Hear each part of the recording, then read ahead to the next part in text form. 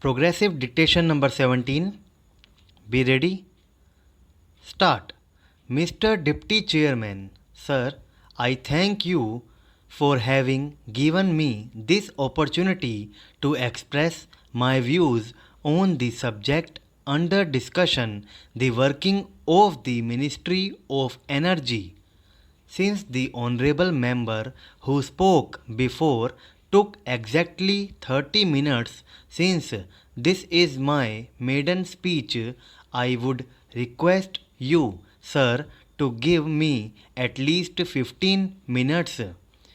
At the outset, I wish to assure you, sir, and all the honorable members here that I am fully aware of the noble traditions of this august assembly, which, since its inception, has been and continues to be a meeting place of some of the finest intellects in our country, of scholars, statesmen, and towering personalities who have distinguished themselves in diverse fields. Much comments has been made in the press recently about the present infusion of young blood into this house of elders. I hasten to reassure you, sir, and all the senior members here that they need harbor no apprehension on this score. I give you my solemn word that I shall never fail to uphold the dignity, prestige, and decorum of the Rajya Sabha, and I shall do nothing to detract from the house that has been added to it by the luminous personalities who have graced these hallowed portals, who are no longer with us, and to whom I pay my respectful homage as a new entrant. I deem it a great honor to stand here and speak on the floor of the very same Rajya Sabha where 36 years ago in 1962 our great departed leader rose to make his forceful maiden speech which electrified the entire nation. While electrified the whole country with his maiden speech, the theme of my maiden speech today is going to be dedicated mainly to the subject of electricity. My leader has sent me here together with my colleagues in the party to echo the voice of the people of Tamil Nadu in this national forum. In particular, I have come here as the representative of the weaker sections of our society, the toiling masses, the crores of humble workers, to give oral manifestation to their feelings and legitimate desires and make them known to the rest of the country. There are many members here who are far more knowledgeable than I am and vastly richer in experience.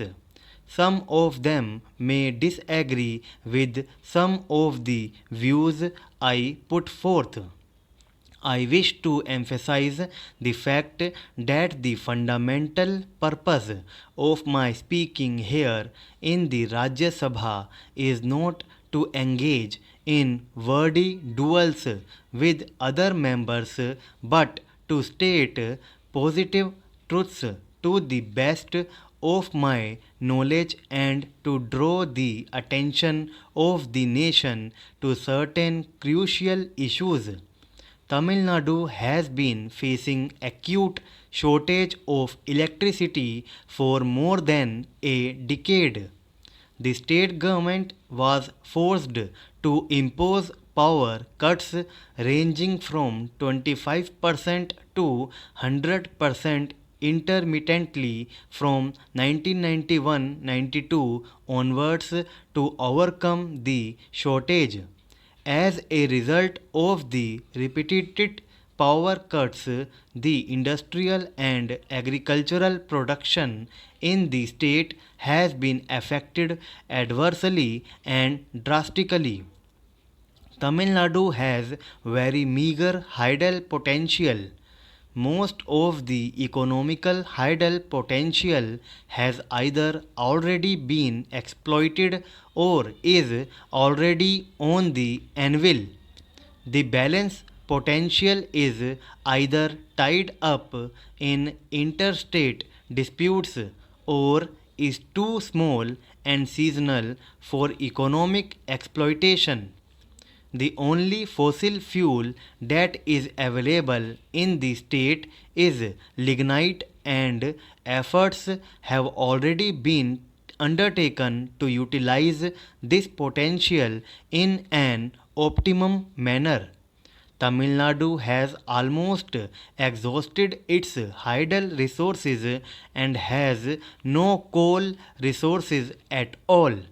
For setting up more coal based thermal stations, there are formidable constraints in that coal has to be hauled over long distances either from Andhra Pradesh or from Bengal or Bihar, rendering the cost too high and the availability of coal uncertain. It was in this context that the state government passed for the location of a nuclear plant in the state, and the government of India was kind enough to concede the demand by sanctioning the Madras Atomic Power Project with a capacity of 235 MW in 1967. Later, in 8th 5-year plan, the second unit, also with a generation capacity of 235 MW, was also sanctioned. At the time, there was a clear understanding between the state and the central governments that the entire output from Kalpakam would be allocated solely to Tamil Nadu to meet the urgent and pressing needs of the state. In the year 1988, when the necessary lands were acquired for the project, the government of Tamil Nadu agreed to make available free of cost 2500 acres of land required for the project. The lands were valued at about rupees 53 lakhs. The commitment was based on the confirmation given by the Madras Atomic Power Project authorities to the effect that in return the entire energy output from the project would be sold to Tamil Nadu.